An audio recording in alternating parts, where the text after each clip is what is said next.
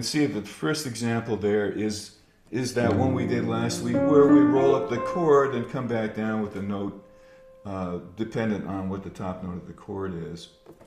Now that and the other examples, you may recall that what I said about the extra note rules last week is that the rules themselves, in other words, where those notes come in, that's just a fingering chart. That's just kind of getting you straight on what to do when you're descending from various parts of the scale.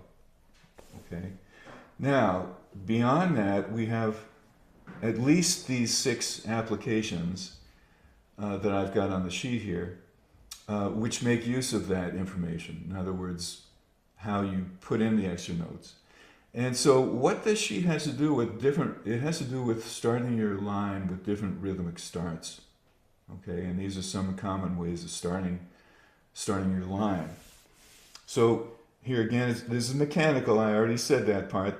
We're going to plug in a different kind of rhythmic start to our phrase. We're going to do something with the scale. We're going to add in the correct corresponding extra notes as needed. And we're going to finish off with something on the scale again. That's what this is about. That's why I said it's line building. So now, I think somebody mentioned this. Chris, you might have said this last week. And the second example down on the sheet might address that point. What if we take that same D minor 7th chord that I've got in the first example and start right on the beat? Just run up the chord. 1 and 2 and like that. Now what happens? You use a rule for the starting note. So, starting note is the second of the scale. That means when you come down, no extra notes. Now the thing is, the second also could imply 2 extra notes, but we're not up high enough to get those 2 extra notes in. So I would just practice that one. Okay? How about the chord on the third? Well, chord on the third is E minor 7 flat 5. Bottom note's the third. Now again, we're not up high enough to get 3 extra notes in, but we can get the 1 extra note in like this. Right?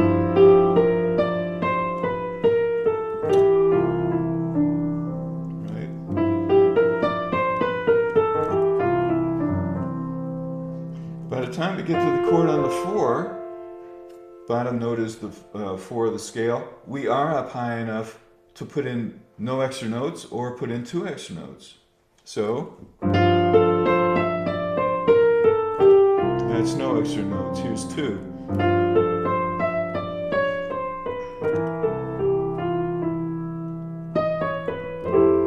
Right? And so on. So chord on the 5th, well, we know from the 5, 1 extra note or 3. Here's 1. Here's 3.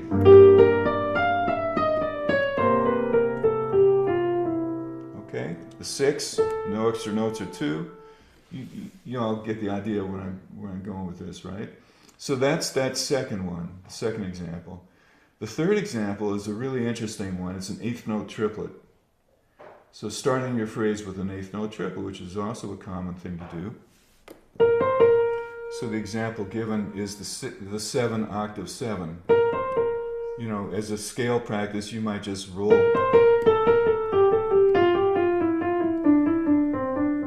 Just run down a dominant scale that way just to see what all the little sets of triplets are. The rule for this one is an interesting one, especially when you do it from the flat 7. So the middle note of the triplet determines what extra note you put in, if any.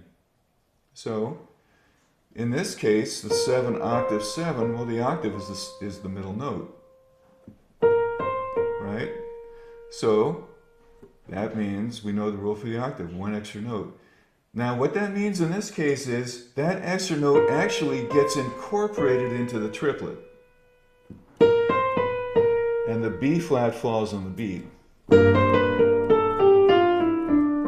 2, 3, 4. Like that. 3, 4. That's how you play that one. It's a little odd. There's another one that works that way too. but the rest of them don't. So if I were to do a triplet with the 6/7 of the scale, like that, middle note's the 7.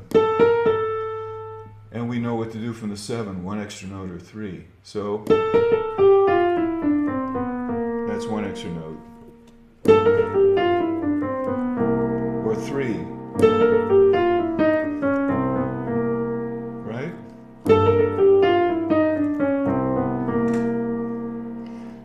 And so on, right? Which is, by the way, 3 of my favorite words. Another favorite one is etc. So now 5, 6, what do we do there? Middle note is the 6, right? 6 means no extra notes or 2. There it is with none, no extra notes. Here it is with 2.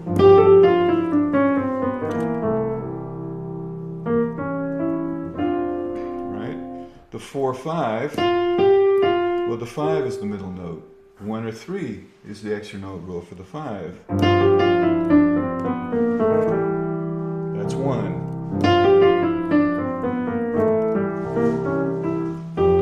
Here's 3.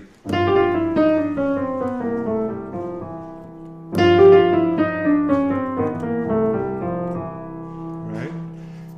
Where are we at? The 3, 4. So the 4 is the middle note. 0 or 2. No extra notes. Here's 2 extra notes.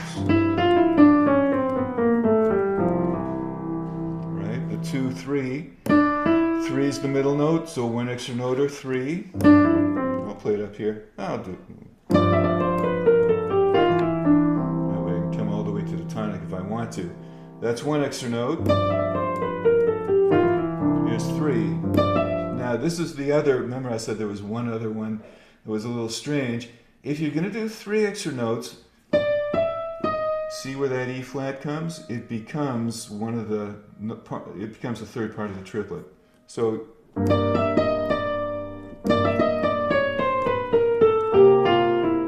that's how you would do that one.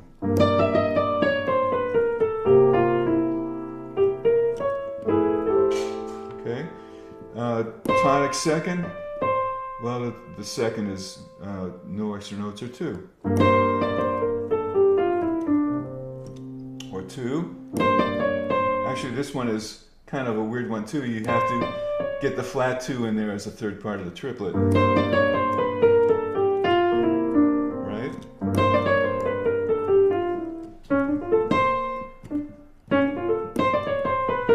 So you could start combining. You say, see, let's see, it's hard for me to finger this. I've got, this finger I've broken twice, so I hardly, it's very difficult to use. So that's why it's a little tough to get this one, but let's see. No. That's how you could combine those two ideas. You can